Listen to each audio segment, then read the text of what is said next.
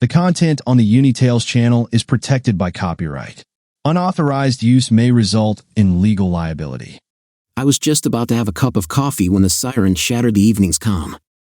The dispatcher's sharp voice cut through the radio. Fire! 5th level. The city's main hotel. A large blaze, the fire is spreading to the upper floors. There are people inside.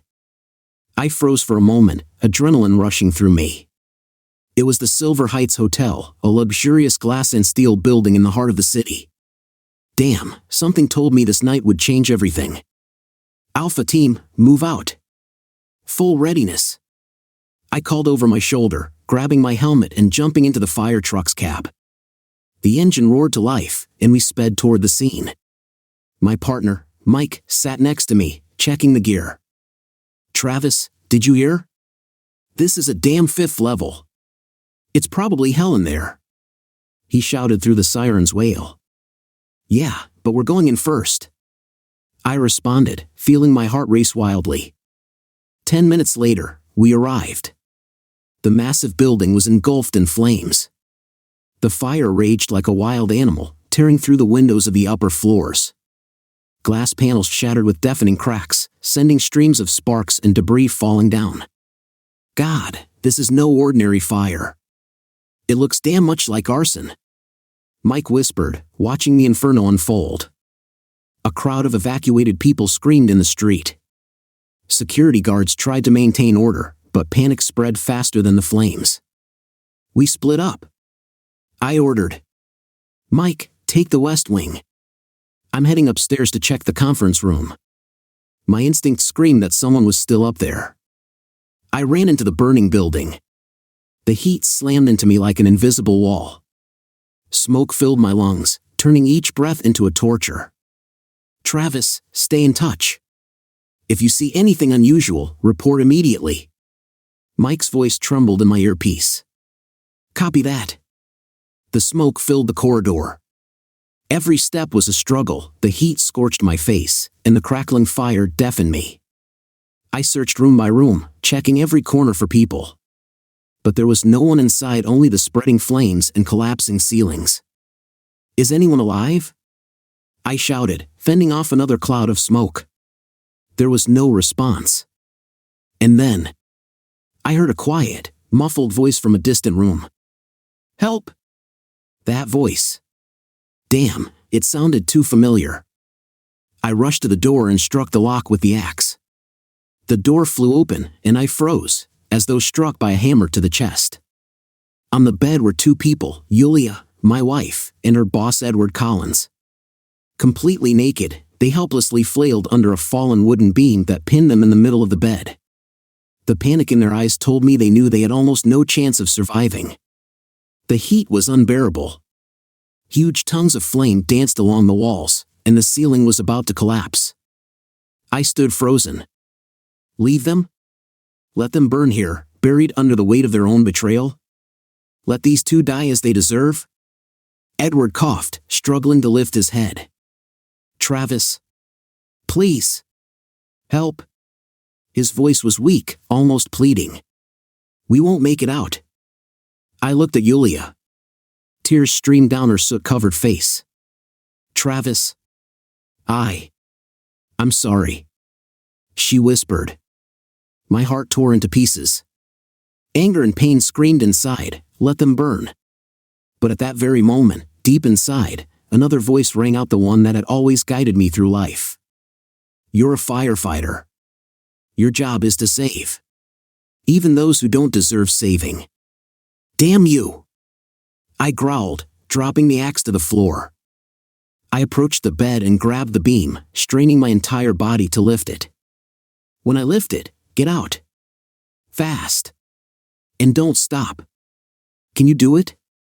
Yulia whispered, sobbing. If you 2 don't get out of here, I'll damn sure regret wasting my strength on you. The muscles bulged from the strain. The heat burned my hands through the protective fabric.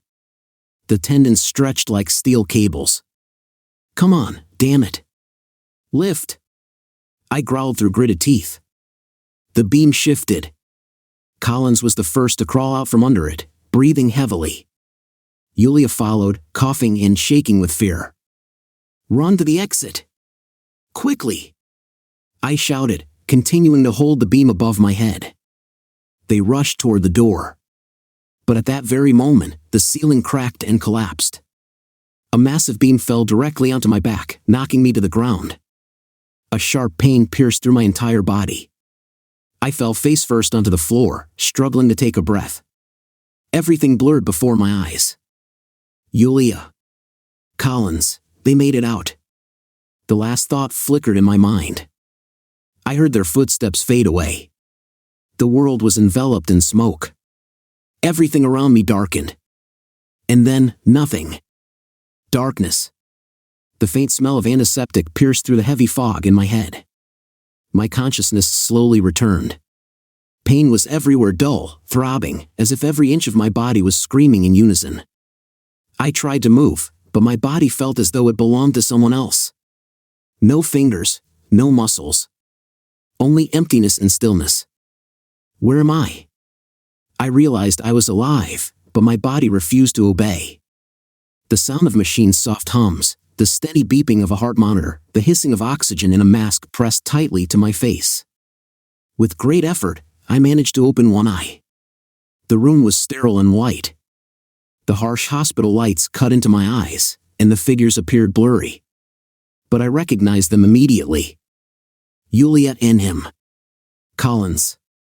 They stood next to each other, quietly talking. My wife looked troubled, biting her lip and nervously fiddling with the strap of her bag. Collins, however, seemed completely calm, even satisfied.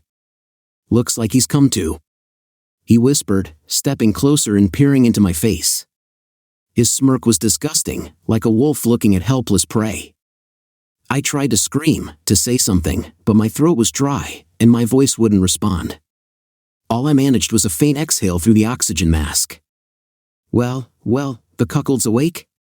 His voice oozed sarcasm. "You're quite the hero. Saved us, just like in the movies. But you know, I wouldn't bother if I were you. Look at yourself. You're pathetic." He leaned in closer, almost touching my face. "You'd better keep your mouth shut. You understand what I mean? It's very important, or else." He pulled a syringe from his pocket and raised it to the level of my eyes. "See this drip? A little air and you'll be with your ancestors. Quietly, quickly, without a fuss. The doctors will decide your heart just couldn't take it." I felt the blood freeze in my veins. "But even if you survive, at best, you'll be a useless invalid, bedridden. Someone will have to take care of your wife, right?" He looked at Yulia and smirked, then turned his gaze back to me. "And as for your wife's intimate needs, someone's going to have to satisfy those. I don't think you'll mind if I take care of that, will you? You can't object, can you?" Each word, each movement hit me like blows from a hammer. "But don't worry. I'll visit you, sometimes. Remind you of what a great guy you are for saving me. Truly a kind deed. Too bad kindness often comes with suffering." He straightened up, tilted his head back, and laughed quietly but ominously. "See you soon, Travis. Miss me?" He turned and headed for the door, throwing a fleeting glance at Yulia. She hesitated but then stepped after him without looking back. I was left alone. Motionless. Helpless. I could hear only my own breathing and the rhythmic beeping of the monitor. But inside, everything was burning. Rage and thirst for revenge filled every cell of my being. This is not over. Collins. Memories flooded me, like a raging stream. I was a boy again in a small town where everything was decided by fists and persistence. My father, a simple mechanic, always told me, "Remember, son, real men don't look for easy ways. You either stand your ground until the end, or they'll trample you." I grew up stubborn and rebellious. Every day was a test of strength, either in the yard, where I had to defend my territory, or at school, where I never let anyone pick on the weak. But most importantly, I had always wanted more. I felt like the simple and predictable future in my hometown was not enough for me. I was drawn to challenges, to real life. After school, I knew exactly what to do. The Army. I was eager to see the world, test myself, and figure out what I was capable of. When the day came to say goodbye, my mother was crying at the doorstep, and my father simply shook my hand and said, "You're a man now, Travis. Stay strong. Come back stronger." And I left. The first time was hell. Military training burned away everything unnecessary. It felt like every new day was a battle for survival. Marches, sleepless nights, the cold wind, and the endless shouts of the commanders. But I held on. And I found what I had been missing: brotherhood. Real people who would cover your back at any moment. There, in the dusty barracks and training grounds, I met my battle brothers. Big Mike Harris, a big guy from Texas who always knew how to raise morale. "Hey, Travis, if you ever get into trouble, call me. I'm your personal tank." He laughed, slapping me on the back. Johnny Spike Rivers, a quiet, cold-blooded sniper who could sit in an ambush for hours, and then, with one shot, change the course of a battle. "Remember, buddy. Always aim for the heart." And Captain Graves, our commander. A man who never left his own behind. He taught us to be a family. Not just soldiers, but people who were ready to die for each other. Together, we went through fire and water. I remember our first real operation. The night, hot sand beneath our feet, the black sky, and the order: "Move out." No questions asked. That was when I first saw death so close. But each of us knew we had to do our part. And we did. We came back alive. After that, we became more than friends. We became brothers. "What do you think will happen after all this, Travis?" Mike asked me once, staring at the sunset. I shrugged. "Home. Family. A quiet life. Maybe I'll open a bar or become a firefighter." Mike laughed. "You're not made for a quiet life, buddy. But who knows? Maybe someday you'll prove me wrong." The memories broke off, and I returned to the hospital room. The pain reminded me of itself again. But with the pain came something else: determination. I hadn't forgotten my brothers. And I knew for sure they wouldn't have given up. Not for anything. "Mike, Spike. Captain Graves, you'd be proud of me. You wouldn't have let me give up." My gaze fixed on the ceiling. I won't give up. Not now, not ever. Coming home was strange. After spending several years in the Army, the silence of civilian life felt deafening. There were no more gunshots, no more radio commands, no more shouts, no more dust and burning metal. Just quiet streets, a measured life, and carefree people. I stood for a long time on the porch of my parents' house, breathing in the familiar air. My mother rushed to hug me, and my father, as always, just shook my hand. "You're back, son. That's the most important thing." The first few months, I tried to find myself. I changed several jobs, but none of them gave me the sense I was looking for. I lacked purpose. I lacked the adrenaline I was used to. And then I realized that I had to go where saving lives was a daily battle. The fire department on the outskirts of the city became my second home. At first, it was unfamiliar. All that gear, the constant training, the tight schedule. But with each passing day, I felt like I had found my place. The sound of the fire siren brought the same excitement as a battle order. The team quickly accepted me as one of their own. We became one, just like in the Army. Shoulder to shoulder again, fighting for every life. And I knew I could always count on my comrades. That's when I met Yulia. It happened by chance. That day, I went into a cafe after my shift just to have a coffee. She was sitting at a nearby table, absorbed in her phone, with a cup of latte in front of her. We made eye contact, and I suddenly felt like a boy again. "Excuse me, do you happen to have a pen?" I asked, trying to come up with some excuse to start conversation with her. She smiled and handed me a pen. "Take it. But you'll have to return it." Her voice was soft, and her smile made the world around me seem brighter. We talked for over an hour, and I didn't want to leave.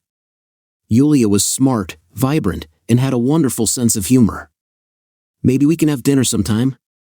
I suggested when it was time to say goodbye. She laughed. Maybe. But only if you return my pen.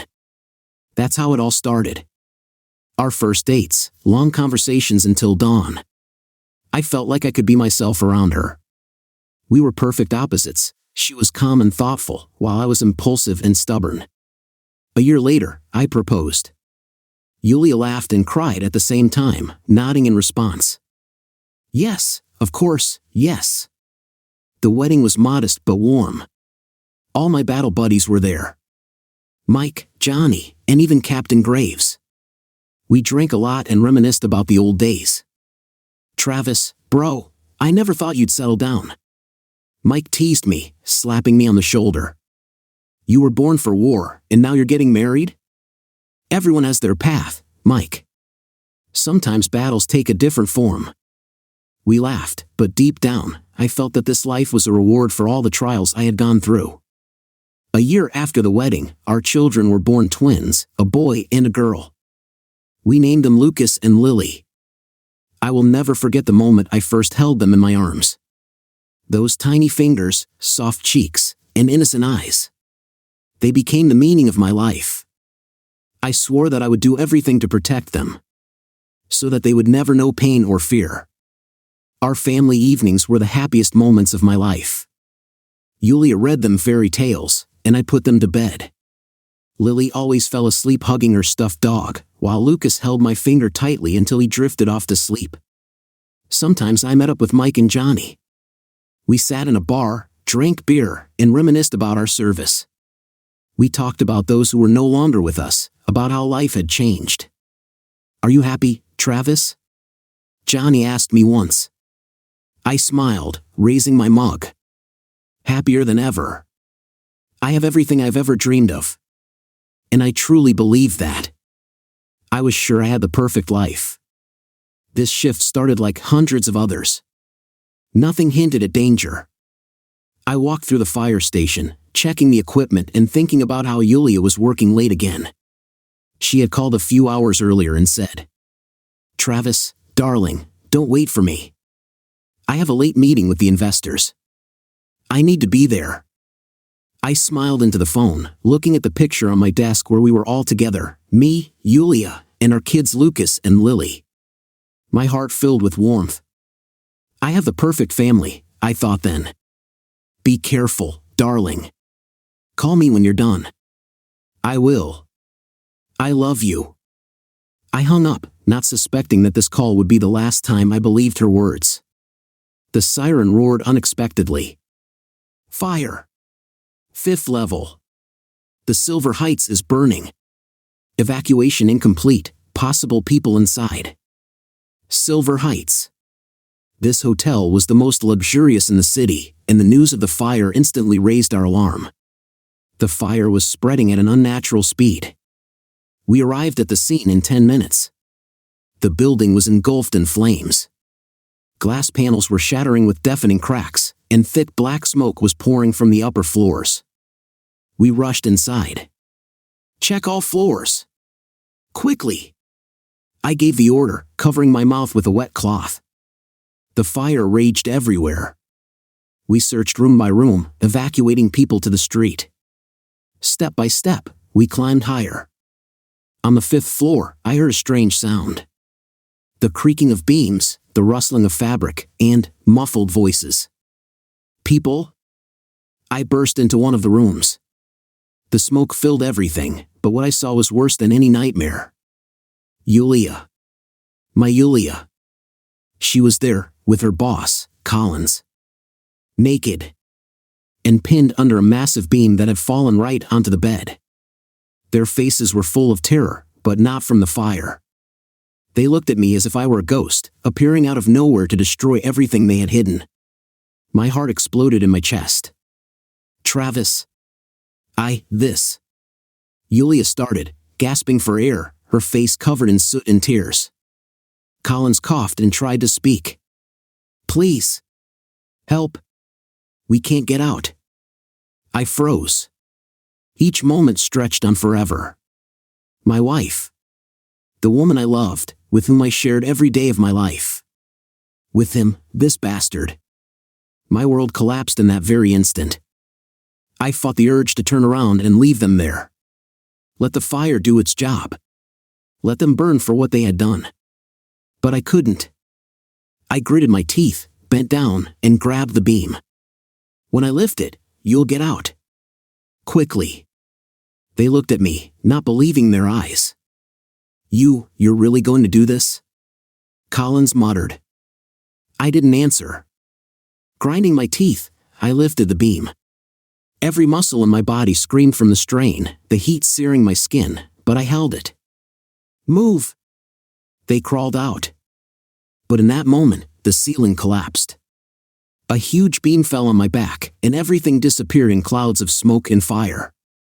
The world plunged into darkness. Now I'm here. Chained to a hospital bed, all I have left are the memories of their faces and the feeling that my heart has been burned to ash. I lost everything in one night. What to do next? I didn't know. I woke to the familiar sound of machines, the soft beeping of the heart monitor, and the hissing of the oxygen mask. With each day, the pain became routine, and immobility became a prison I couldn't escape. My entire body refused to obey. I could only slightly open my eyes and move a finger on my right hand. The door creaked softly, and I heard familiar voices. My team. My firefighting brothers. Captain Jenkins walked in first. He had always been calm, even in the most terrifying situations, but now his face looked tired and drawn. Behind him came Mike and Brian, my shift partners. Hey, Travis. We thought it was time to pay you a visit. The captain's voice trembled, and he tried to smile, but couldn't. Mike stepped closer and put his hand on my shoulder. You scared the hell out of us, bro, damn it, we thought we lost you back there. I looked at them and wanted to say something, but the words stuck in my throat. I could only nod slightly. You always went into the thick of it, the captain continued. When we found you, you were buried under rubble. Damn it, you were still holding that damn beam, like even unconscious, you wanted to save everyone. I closed my eyes. I remembered everything. Every second. We pulled you out, Travis. But the strangest thing, you know what it is? Mike lowered his voice. When we found you, those two, Yulia and Collins, they ran out of the building, completely naked, not a scratch on them. Tears welled up in my eyes. We couldn't believe it. Damn, they didn't even look back. They just ran. Like they didn't give a damn about anything. I felt a tear roll down my cheek. But you survived, Travis. You're damn strong. We know you'll make it through.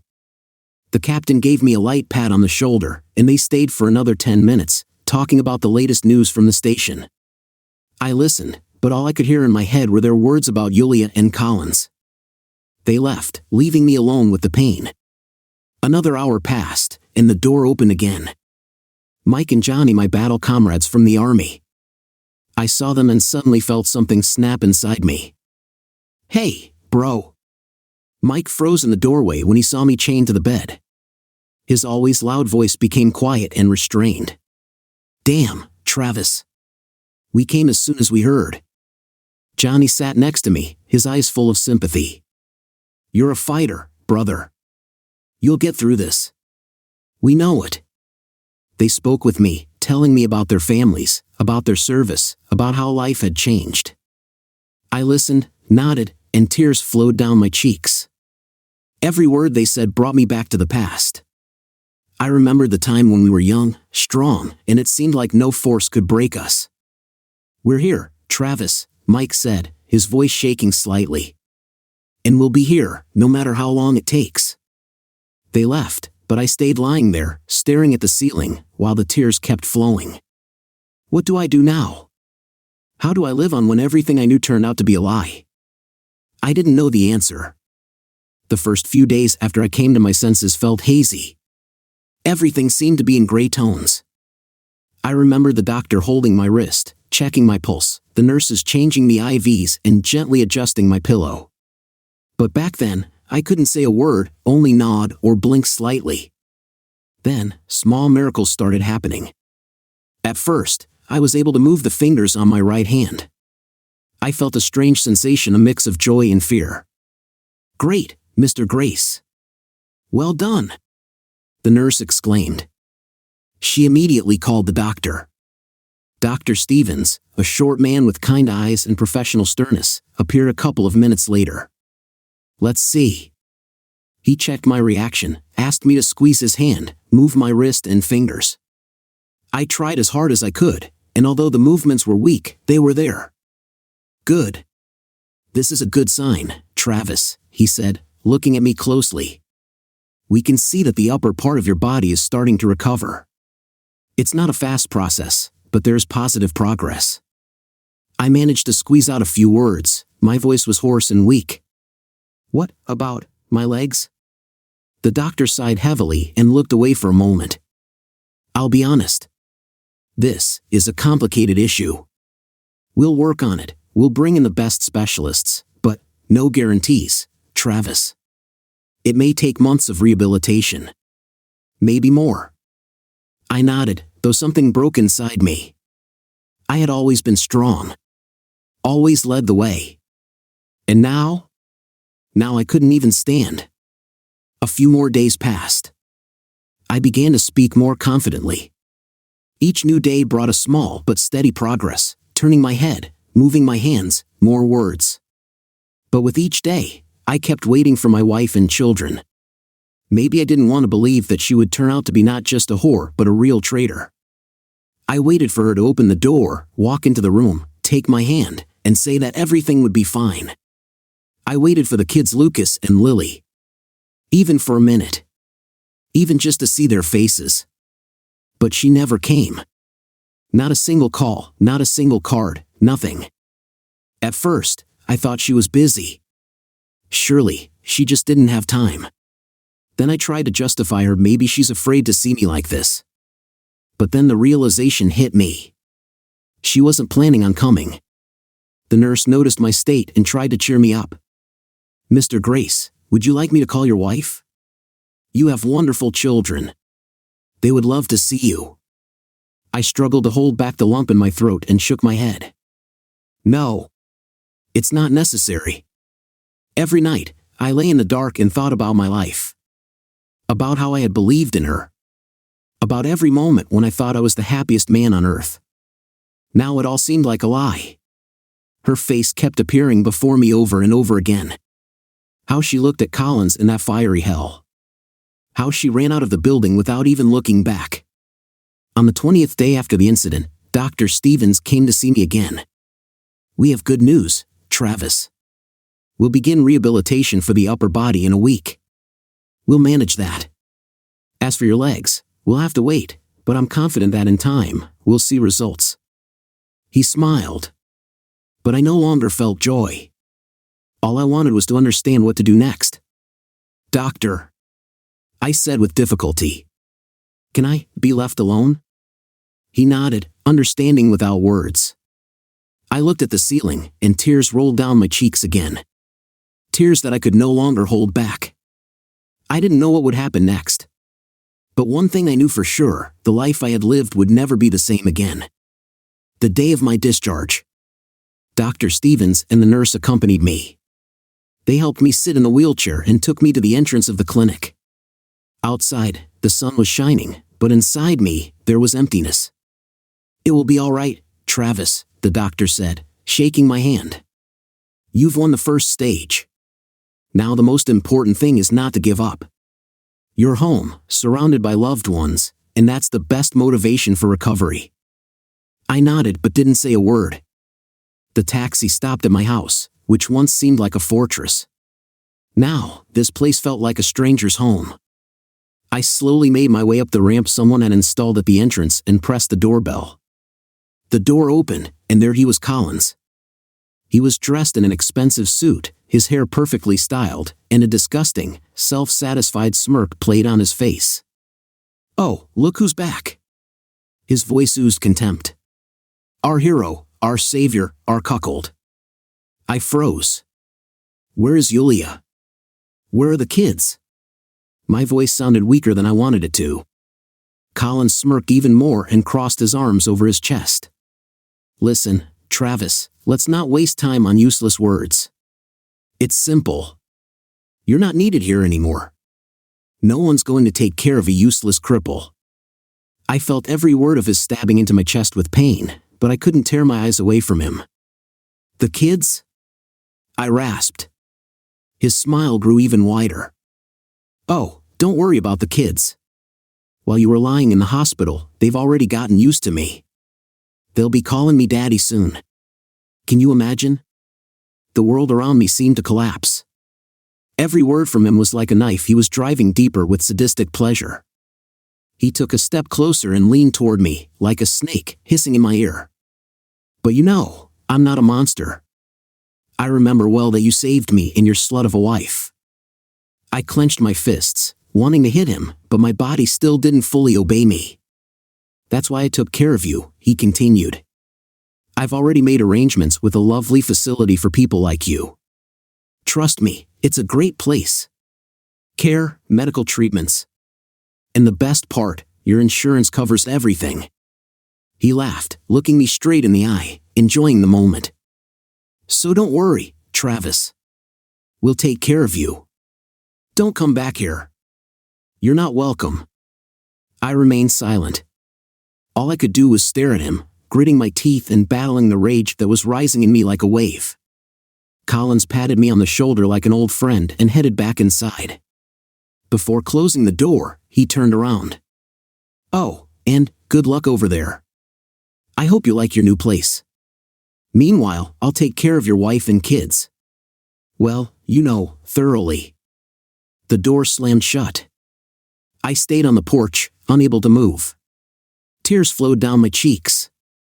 How did I get here? How did my life turn into ruins? But something inside me stirred again. Not despair. Not pain. Anger. Strong, cold anger. It wasn't over yet. The facility wasn't as bad as I had imagined. Of course, it wasn't the place I had dreamed of being. White walls, the smell of medications, grumpy roommates had all pressed on me. But I accepted it as another challenge. At first, I could only raise my arms and move my fingers. The doctor, a tall bald man with a serious expression named Dr. Henderson, was tough but fair. No complaints, Mr. Grace. If you want to walk again, work hard. Each morning began with painful exercises that drained all my strength. But I kept moving forward. Every small movement of my legs was a small victory. My friends didn't abandon me. Mike from the fire department was the first to arrive. He stormed into the room, making noise with a gift bag and a wide grin. Hey, hero! How are you feeling? I heard you're planning on competing in the Paralympics for kickboxing. I laughed, though it was with difficulty. For now, the most I can do is throw a crutch at you. Well, that's something. Progress. A few days later, Johnny and Big Mike from the army came to visit. They brought a pizza box and a couple of bottles of contraband whiskey, clearly breaking every rule of the facility. So, Travis? Johnny said, nodding at my wheelchair. Mike and I were thinking, maybe it's time to deal with your friend. How about we have a chat with him? In a dark alley. We'll make sure he never gets back up again. I looked at them, and for the first time in a long while, something inside me came alive. What? Said Mike, biting into a slice of pizza. We've always been good at handling scumbags like that. One night, a couple of crowbars, and your problem is solved. Everyone laughed. But I didn't smile. The anger inside me was burning brighter. No, guys. I said slowly, looking at them. Thanks for the offer, but this piece of shit is mine. Johnny and Mike fell silent, watching me closely. I want to do this personally, I continued, my voice dropping low and cold. I want to personally cut this bastard's balls off, and make him eat them. Right in front of my slut of a wife. The room went silent. Mike grinned widely. Damn, Travis. We knew you were a fighter. But you've surpassed our expectations. Are you serious? Johnny asked, crossing his arms over his chest. I nodded. More serious than ever. This won't just be revenge. This will be the end of this story. I want them to remember this day for the rest of their lives. Johnny raised the bottle of whiskey. Well then, here's to that. To the beginning of a new chapter. We're with you, brother. And if you need help, you know where to find us. We clinked our glasses, and at that moment, something changed in me. I was no longer a broken cripple. Now, I had a purpose. The first weeks were the hardest. Every morning started the same way. The nurse helped me transfer from the bed to the wheelchair and took me to the rehabilitation room. A hot, stuffy room with mirrors and handrails felt like a prison. Grip the handrails, Travis. Take small steps. Let's go, work. The voice of physiotherapist Melissa was strict but encouraging. I tried. At first, my legs simply refused to move. They felt like they weren't even mine. I fell over and over again. Don't give up, Mr. Grace. This is not a question of if, it's a question of when. But every fall made me angrier. Every drop of sweat reminded me of why I was doing this. Collins. His disgusting smirk. His words about my children. Every morning, I repeated to myself, you will stand again. You will go home. And then, everything will be different. One morning, as I stood by the handrails again, Melissa stopped in front of me and said, today we'll take the first step without support. Let's go, Travis, I believe in you. I gritted my teeth, lifted my head, and tensed every muscle. The world around me narrowed to one goal: to take a step. My right leg twitched, moved, and I took my first step in months. Great! Now, one more. Step, another, and another. Sweat dripped down my face, but I made 5 steps. 5 damn steps. Tears of joy mixed with fury. Good job, Travis. Melissa clapped her hands. This is a real miracle. But I knew it wasn't a miracle. It was my fury and determination. With every day, I grew stronger. First, I walked using the handrails. Then with crutches. A couple of months later, I could stand without support for several minutes. You're becoming a machine, Travis, said Mike when he came to visit again. You look even stronger than before. And he was right. Every exercise strengthened not only my body but my mind. I returned to arm training, started lifting small weights to strengthen my muscles. My arms became strong again, just like before. One day, I looked at my reflection in the mirror, and for the first time in a long while, I saw not a broken man, but a fighter. My eyes were once again full of life and steel. I'll be home soon, I said to my reflection. And it will be a day they will never forget. The final stage of rehabilitation. I made my first independent lap around the room without crutches. Step by step, slow but steady. The entire room erupted in applause. Congratulations, Travis, said Melissa, wiping a tear from her eye. You've done the impossible. But for me, that was just the first step. Now I could walk. It was time to return to where the final battle awaited. Life was beginning to return to its usual rhythm. The facility had become a tight cage. Every day there reminded me of my condition, that I was broken, dependent on others. It was suffocating, repulsive. I couldn't stay there anymore. I rented a small apartment in the city center, cozy, with minimal furnishings, everything I needed to start a new life. I still underwent treatment at the facility, but I now arrived there by taxi. When will you be fully back with us, Travis? Melissa asked one day after a session. Soon, I replied with a slight smile. Very soon. I no longer felt like a victim. Now, I was a predator, waiting to strike.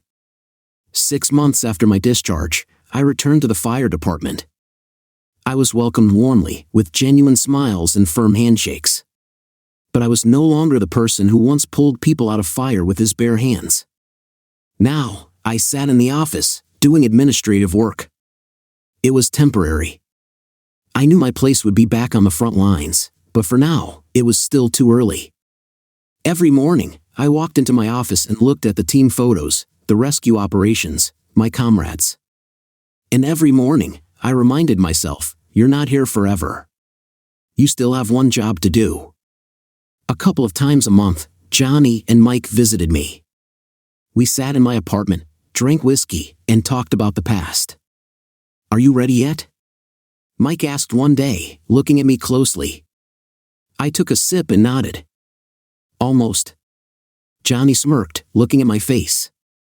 You know, Travis. We've seen you in different states. We've seen you at the edge, pulling the wounded out from under fire. But I've never seen you like this before. There's a hell of a fire in your eyes. I've changed, I replied calmly. Now, I have only one goal. I'm going to set everything right. That bastard destroyed my life. Took my kids. And he thinks he'll get away with it. Mike leaned back on the couch and smiled. Well, if you ever need help, you know where to find us. I nodded, knowing that these people would always be there. Every evening, I sat at my table in my apartment and made plans. I studied Collins. His routes, habits, social circles. He loved fancy restaurants, expensive cars, and the fast life. I read everything I could find about him. Day by day, step by step, I was getting closer to the end. My rage was no longer chaotic. Now, it was a cold, calculated force. Soon, very soon, we'll meet, Collins, I whispered to myself before bed. And then everything will change. The more I studied this bastard, the deeper I fell into a pit of disgusting revelations. Collins was a true predator. His luxurious life and success in business were just a facade.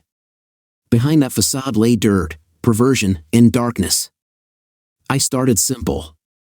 First, I gathered all the possible information about his company employee lists, reports, corporate parties, rumors, articles. But soon I found something that made me freeze in front of my laptop screen. Files with photos. Videos. Oh my God, what was this? The screen showed married women beautiful, well-groomed, frightened. Collins and his associates were using them. And among them, I saw her. Yulia. My wife. She was laughing, raising a glass of champagne, and then filming what was happening, enjoying every moment of this nightmare. They were pulling these women into their orgies, and then blackmailing them, forcing them to participate again and again.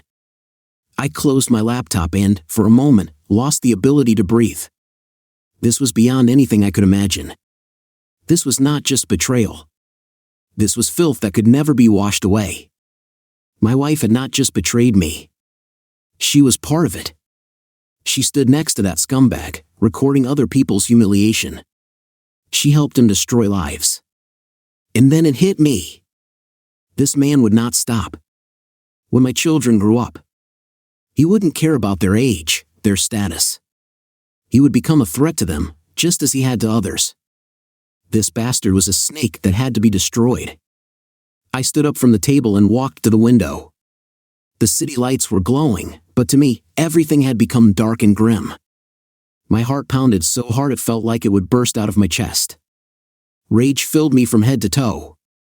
This was no longer just personal revenge. This was justice. This man was a danger to everyone. He had to be stopped at any cost. I took a deep breath and returned to the table. Now the plan had to be perfect. Now this was war. I gathered my war brothers in my apartment. This was a special night. We were not just sitting around, reminiscing about the past, drinking whiskey like before. No. Tonight, we were planning a war. In front of me sat Mike, Johnny, Big Mike, and Ray, the men I could trust with my life. They had seen me in the worst situations. They had watched me pull people out from under bullets, from burning buildings, from hell itself, where survival was a miracle. And now they were looking at me, waiting for me to speak. I poured myself a glass of water, took a sip, looked each of them in the eyes, and told them everything. About Collins. About Yulia. About how they had destroyed my family. About what they had done to other women. When I finished, silence hung in the room. Mike clenched his fists so hard his knuckles turned white. Johnny stared at the wall, slowly processing what he had just heard. Big Mike shook his head and exhaled. Jesus. I thought I had seen the worst this world had to offer. But this is beyond everything. Ray was silent the longest, then looked at me. What do you want to do, Travis? I exhaled slowly. We take them out. But we do it clean. The guys exchanged glances. None of them hesitated. We're with you, brother, Mike said. To the end. I nodded. This was no longer personal revenge. This was an operation. The first thing we did was set up surveillance. Ray, who was a tech expert, hid miniature microphones in Colin's office. This will give us insight into their schedule. We'll know when they're alone in the building. 3 days later, we got confirmation. Every evening after work, Yulia and Collins stayed late in the office, thinking they were alone. That was when they would become our targets. I couldn't leave any traces. So I planned my alibi down to the last detail.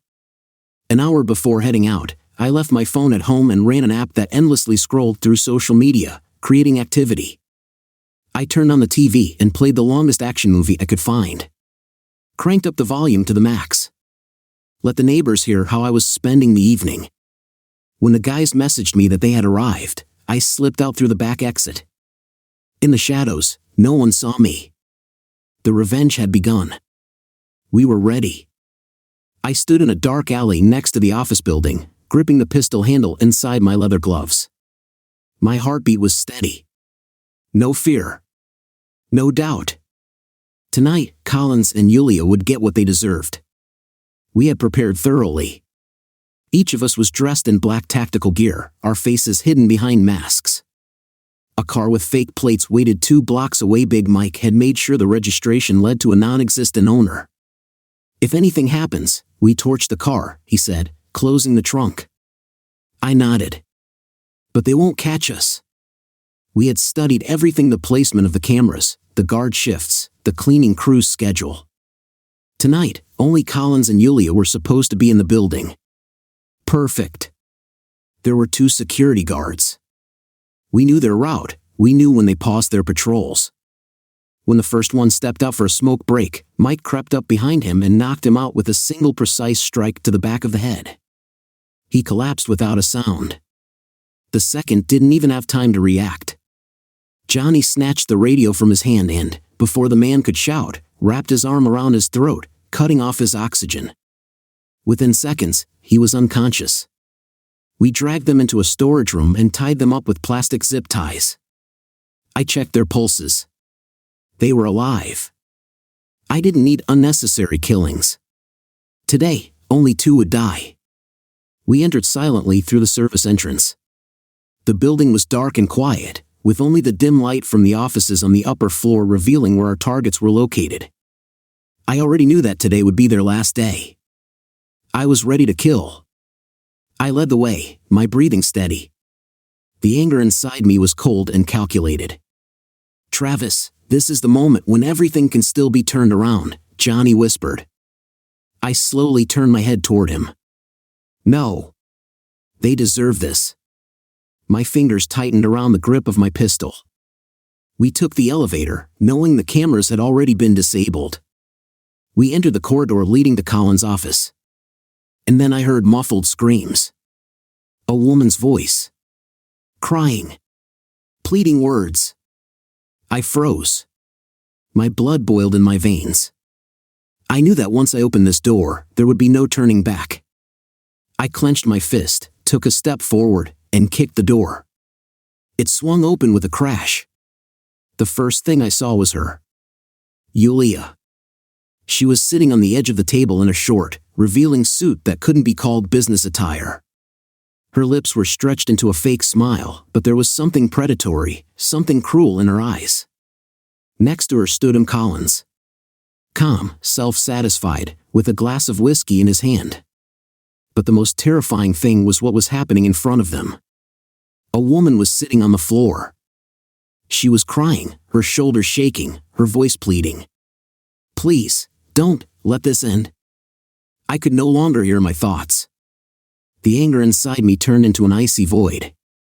Collins barely had time to turn toward me when I stepped forward and struck him with the taser in one swift move. The shock passed through his body, and he collapsed to the floor like a sack of garbage. Yulia didn't even have time to scream before I turned the device on her. Her body jerked, and she collapsed, unconscious, straight onto the couch. "It's done," Johnny said calmly from behind me. One of my men helped the poor woman to her feet. "You're free.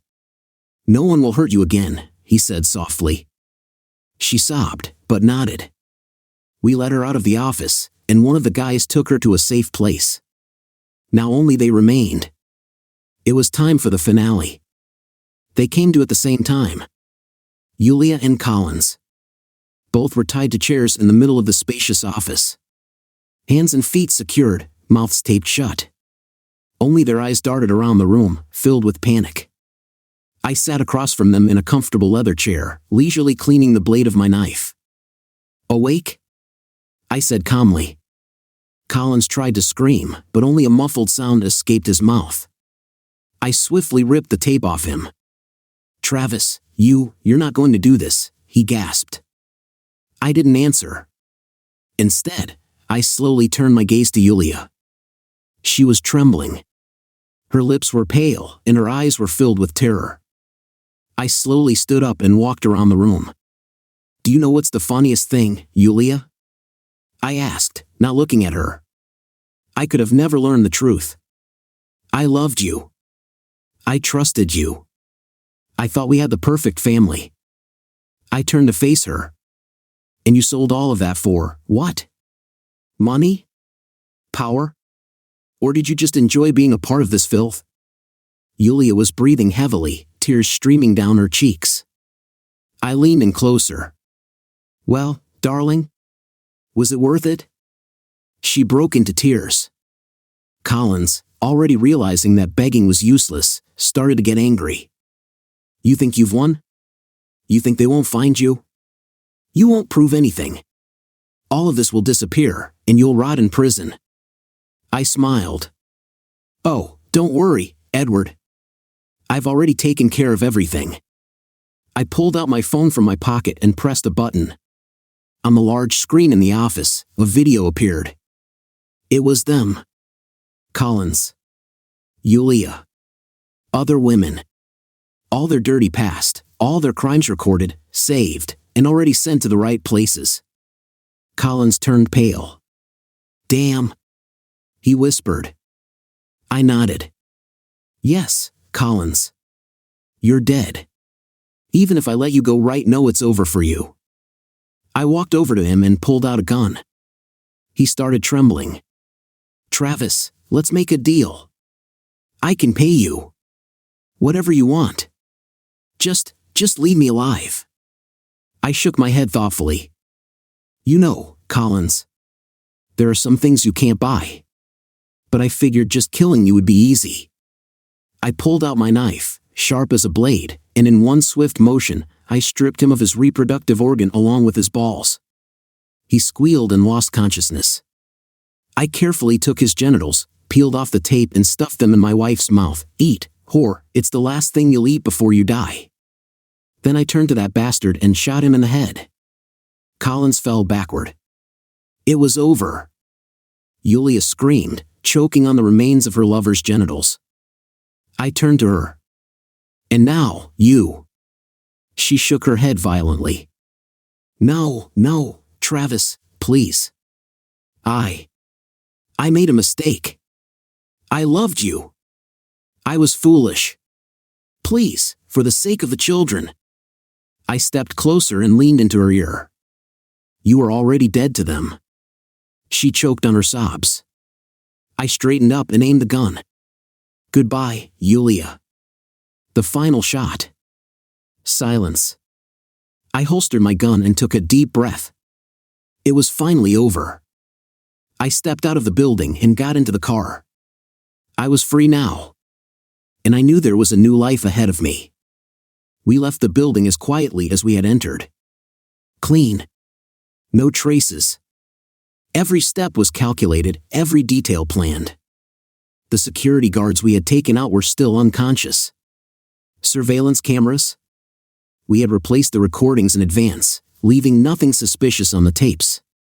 Fake license plates on the car, clothing without any identifying marks, gloves. We left not a single piece of evidence behind. As we got into the car, Big Mike glanced at me through the rearview mirror and smirked. "Well, Travis? Feel like a new man?" I looked at my hands. They were steady now. I felt no guilt, no fear. "I feel free," I said calmly. Mike nodded and slammed his foot on the gas. We disappeared into the night. The next day, the city exploded with news. The bodies of Collins and Yulia were found in the morning by the cleaning crew. The police arrived 20 minutes later. And then things got interesting. While the cops and forensics dealt with the bodies, journalists started digging and uncovered the real dirt. On the company's servers, in locked files, they found recordings of orgies, blackmail, financial fraud, and lists of people Collins had invited into his business. It was a total bombshell. Prominent businessman exposed as a key player in a massive criminal syndicate. Victims of blackmail come forward with testimonies. Collins' corrupt ties in the police. Who was protecting him? The shit hit the fan. The police started arresting people in his circle. Some fled the city, others were already cutting deals with investigators. With every new revelation in the media, my certainty only grew I had done the right thing. Of course, they came knocking on my door too. 2 detectives, Jackson and Rodriguez. "Travis Grace?" Detective Jackson sat down across from me in the interrogation room. "Did you know Edward Collins?" "Of course. He was my wife's lover." "And you didn't feel any, let's say, animosity toward him?" I smirked. I felt contempt for him. But, as you can see, I'm on my own 2 feet. And just last night I was at home. Check the surveillance footage from my house, talk to the neighbors. They'll confirm that they heard my TV playing all night long. Detective Rodriguez leaned forward. "You see, Mr. Grace, we have every reason to believe that Collins was killed coldly. But..." He flipped through a folder of evidence and clicked his pen. "But we don't have a single piece of evidence pointing to you." I smiled slightly. What a coincidence. Jackson sighed heavily. "All right, Grace. You're free for now. But if we find anything, make sure to come by," I said. I walked out of the police station with my head held high. I won. Collins is dead. Yulia is dead. His dirty business is ruined. But most importantly, my children are safe now. I looked at the sunset from my apartment window and felt that this war was over. I stopped the car in front of the house. My heart was beating irregularly. This was the most important moment of my life. I took a deep breath, got out, and headed for the door. I had waited for this day for so long. Too long. The door was opened by the nanny, an elderly woman who had taken care of the children in Yulia's absence. When she saw me, her eyes widened. "Mr. Grace." "Oh my God." "It's all right," I said softly, smiling. "I'm here to pick up my children." She just nodded and stepped aside. I took a step inside. And I saw them. Lucas. Lily. My children. They were sitting in the living room, drawing. And the moment they looked up and saw me, time stood still. They froze for a second. And then, "Dad!" They rushed toward me. I dropped to my knees, and they threw themselves around my neck, hugging me tightly, sobbing, pressing against me. "Dad, Dad, Dad!" Lily repeated, burying her face in my chest. Lucas was trembling, holding me as tightly as he could. "We missed you so much. We thought you left us." I clenched my teeth to hold back my emotions. But the tears still flowed down my cheeks. "No, sweetheart. Never." They shuddered in my arms, sobbing, not letting go of me. And then Lily whispered, "Mom and Uncle Collins told us we couldn't talk to you." I closed my eyes. Damn.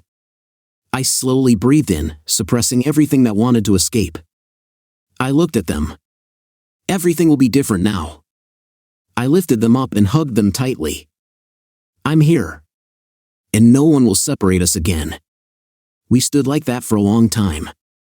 All that time, I thought I had lost my family. But now I realized I got back what mattered most. My children. My blood. My true family. And now we will start a new life together.